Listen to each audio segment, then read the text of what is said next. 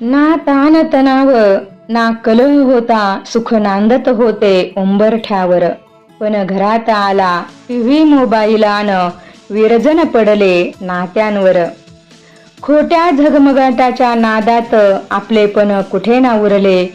भावाभावातले वैरान, सासू सुनेचे भांडण रोजचेच ठरले. पडद्यावरचे कारस्थान बघून मन दूषित झाले आजचे. घर घर राहिले नाही कुठे, फक्त शोपीस उरले काचेचे. जो तो आपापल्या खोलीत कोंडला, हातात घेऊन आभासी जग. बाहेर उभी स्वतंत्र गाडी, पण मनामनात मात्र उरली धग.